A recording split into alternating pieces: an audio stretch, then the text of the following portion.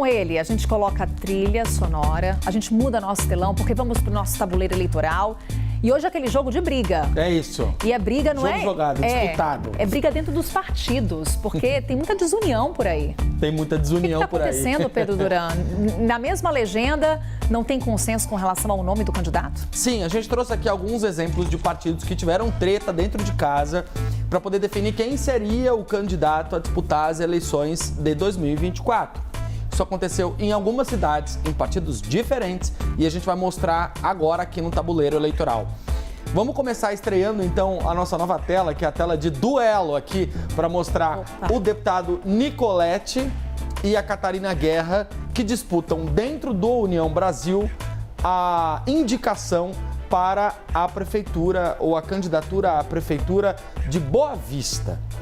Essa discussão foi até judicializada, eles brigaram ali na executiva do partido, municipal, estadual. E eu conversei com o Antônio Rueda, que é o presidente do União Brasil, sobre esse dilema.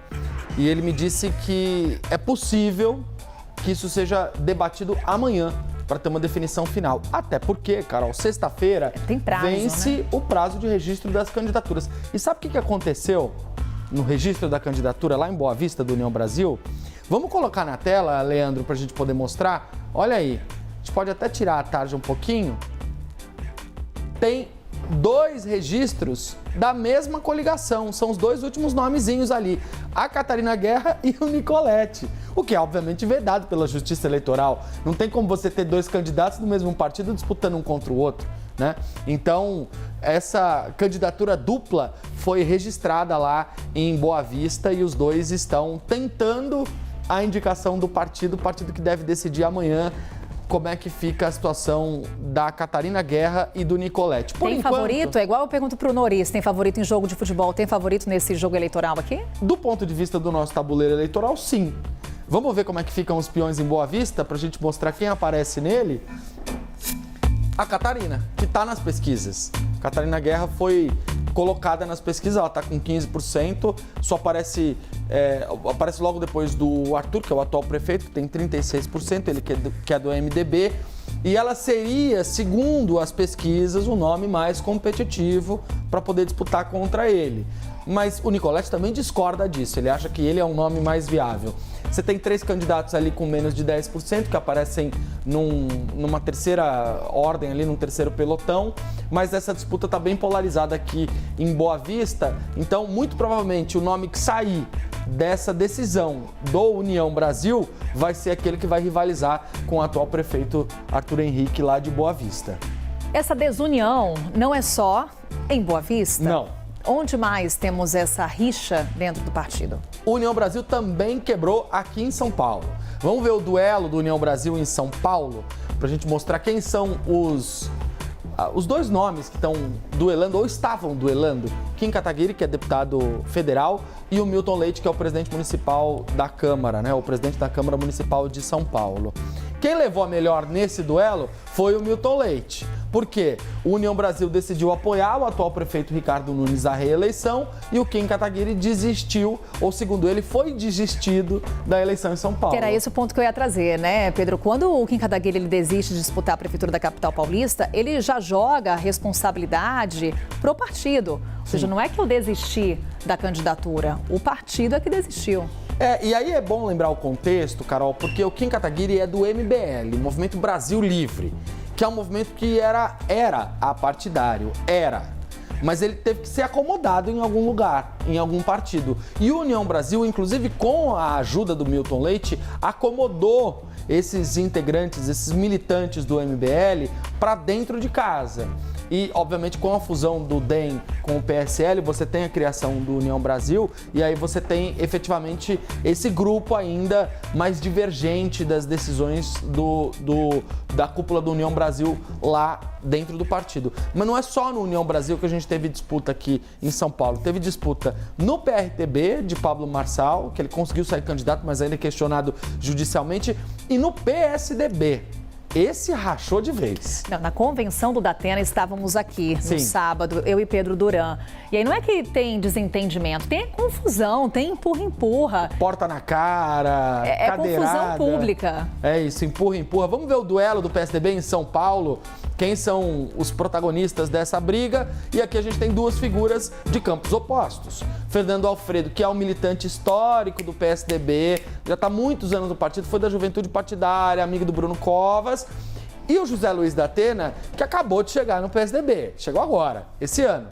E está no seu 12º partido, disputando as eleições de 2024. Neste momento, quem levou a melhor foi José Luiz da Atena, que conseguiu o apoio da executiva nacional do partido para disputar a eleição com a legenda.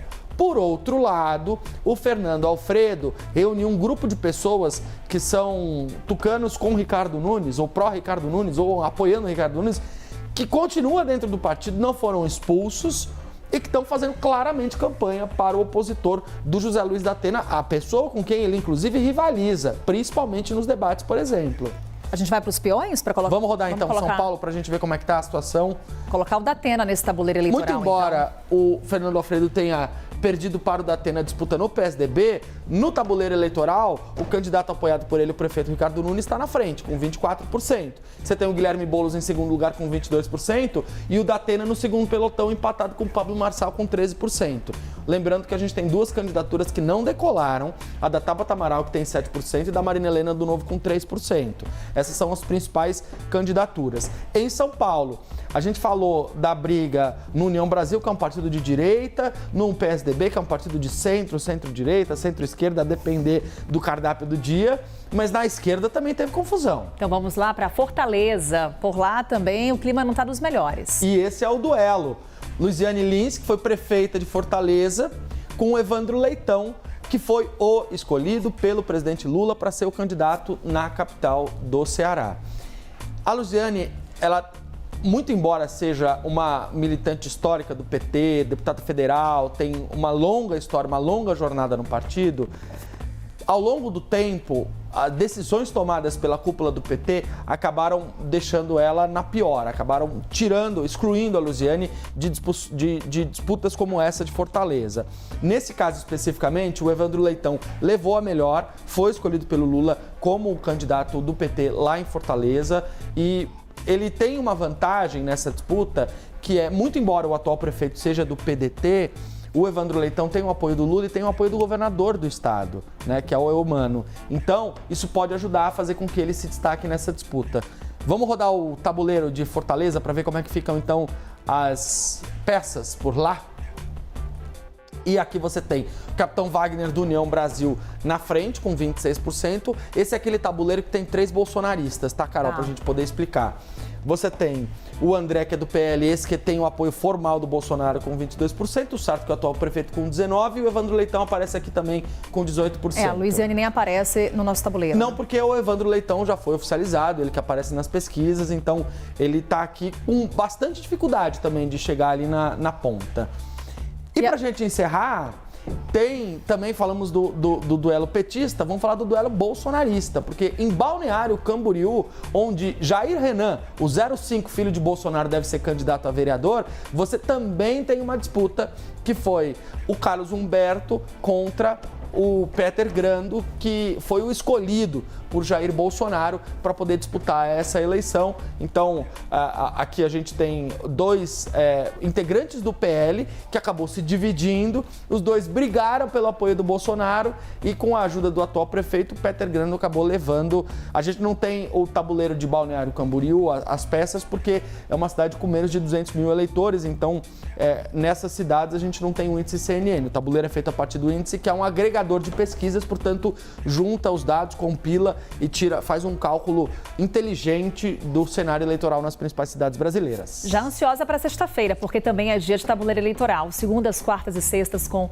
o Pedro Duran, a gente trazendo um pouco do cenário nessas eleições municipais. Valeu, Pedro. Valeu, Carol.